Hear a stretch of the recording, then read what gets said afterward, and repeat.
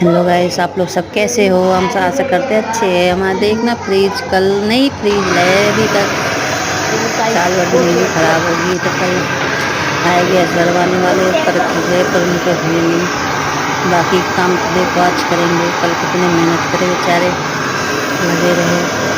थोड़ी बहुत वीडियो बना ले रहे कुछ छाप के देख लो आप लोग सब।